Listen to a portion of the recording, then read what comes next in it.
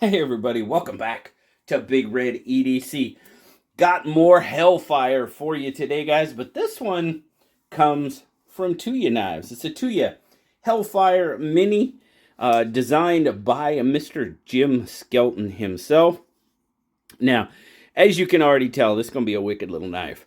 And Jim's designs, they're his design language, so you'll definitely see the DNA in it.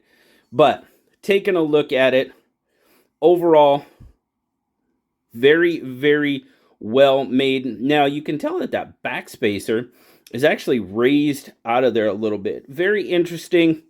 We see letterboxing on, liners at times, but it's a little bit different. It's raised up.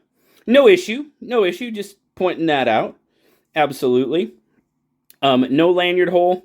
You do have a titanium clip as well, titanium handle, and then you do have these carbon fiber inlays. Can feel the transition of the inlays just a tiny bit, nothing too major, but overall fit and finish is pretty well. Now there you go, Mr. Jim Skelton. Which way's up? Anyway, Skelton Blades, there we go, right there. That's it. But now, I will tell you that I have been, checking out with these frame locks a little bit more. And I've noticed on a couple of other Tuyas, just would like to see this touched up a little bit. It's not sharp, but it's just there. Just an extra touch on a buffing wheel or something. I'd just like to see that taken out. That's all. I'd like to see that taken away on some of these Tuyas. They do a really, really good job on their build. That, to me, would just, it just give them another notch. Other than that, it's very well done, very chamfered off. Nothing major to speak of. Now, it's not a deep carry clip, but it's not doing too bad, actually. With the, as you can see, it's a single screw clip. And we'll check it out a little more, but it's going to be pretty deep, especially with the shape of the handle. You're not going to have a whole lot sticking out there. Now, you do have a couple means of deployments. Obviously, you have the flipper tab. Oh, yeah, look at that thing. That blade. Got to get it past the detent ball, which I'm very careful about because, holy cow, that thing drops. There, you get the fuller. You can reverse flip on the fuller. It does stick on that detent ball a little bit. You can thumb flip it as well if you choose to do so. But there you go. Got a whacking chunk of S90V sticking out there. Now, you can tell that it is compound ground, but if you'll notice, that edge, the compound grind doesn't really follow down into the edge. So you do have one complete edge here. You really don't have a transition in your edge, and you can see that compound grind kind of thins out as it goes down and doesn't quite go all the way to, it doesn't go quite all the way to the, let me wipe that off, to your sharpened edge, which for me, I mean, that's great. I'm not a fan of sharpening compound edges. I know it's not that big of a deal. Just, I like one straight edge. That's just me. But that's got a whopping cleaver blade, man. Check that thing out. That is a wicked, wicked blade. And it comes down to a pretty wicked point as well. But holy guns. But decent. I mean, your choil is good. Choil's good. It goes back far enough, really. So we'll get a measurement here. Again, about 7 3/4.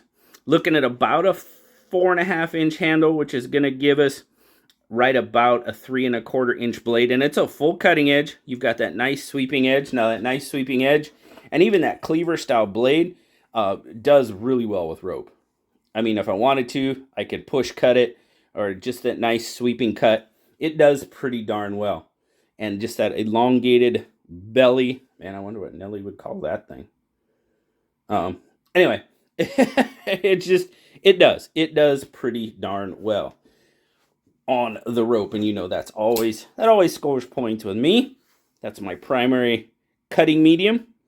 So overall, PM2, a little bit longer, about 1/4 of an inch on the blade, roughly about that on the handle as well. So maybe about a 1/2 inch longer, right in there. And then of course the bug out is going to be just a little bit shorter. Not a lot in the blade, a decent, more so in the handle, but it's close. It's really close. So now we're going to get a weight on it. Definitely it's got a little bit of weight to it. Nothing terrible.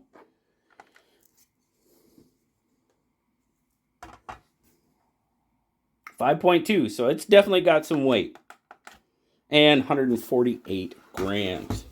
Now we'll try it in our pocket.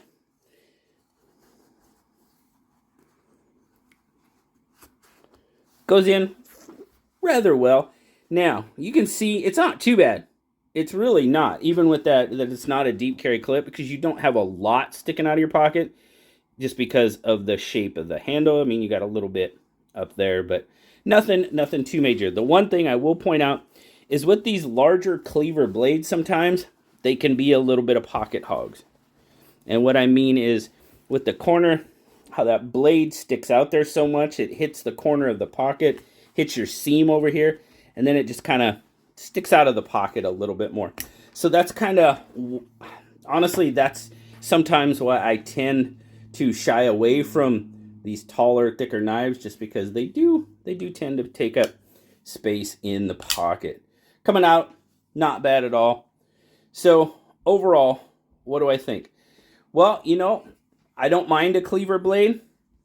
Comfort-wise, it's pretty darn good.